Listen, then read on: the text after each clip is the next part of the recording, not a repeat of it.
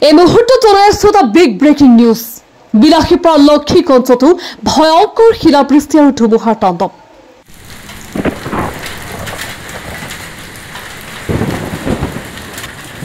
বিলাসীপাৰা মহকুমাৰ বিভিন্ন প্ৰান্তত ভয়ংকৰ শিলাবৃষ্টি আৰু প্ৰচণ্ড ধুমুহা। আকাশৰ পৰা প্ৰকাণ্ড প্ৰকাণ্ড শিল মাটিত পৰা দেখি হতভম্ব হৈ পৰিছে বিলাসীপাৰাবাসীৰ ৰাইজ। লক্ষীগঞ্জতো বিভিন্ন অঞ্চলত সৰি পৰিল 1 কেজিৰো অধিক ওজনৰ শিল। শিলাবৃষ্টিৰ লগতে প্ৰচণ্ড ধুমুহাৰ বাবে হাহাকাৰ ৰাইজৰ মাজত। সন্ধিয়া প্ৰায় 6:20 হঠাতে অহা শিলাবৃষ্টিত প্ৰকাণ্ড প্ৰকাণ্ড শিলে সৰ্বসাধাৰণ ৰাইজৰ মাজত তীব্ৰ হাহাকাৰ হোৱাৰ বাতৰি জানিব পৰা গৈছে।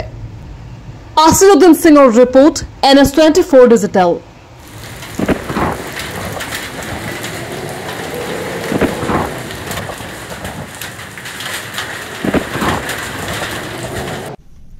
আজি বিলাসীপাৰাৰ অন্তৰ্গত লক্ষীগঞ্জ অঞ্চলত তথা ইয়াৰ যিমান দাঁতি কাষৰীয়া অঞ্চল আছে এই অঞ্চলসমূহত যি শিলাবৃষ্টি হৈ গ'ল, এই শিলাবৃষ্টিত মানে যিবিলাক শিল পৰিছে এই শিলবিলাকৰ কমেও 500 গ্ৰামৰ পৰা 1 কেজিলৈকে ওজন মানে হৈছে। মানে তাৰপিছত ইয়াৰ ফলত মানুহৰ মাজত বহুত হাহাকাৰৰ সৃষ্টি হৈছে, বহুতো ক্ষয়ক্ষতি হৈছে আমি ইতিমধ্যে শুনা পাইছো।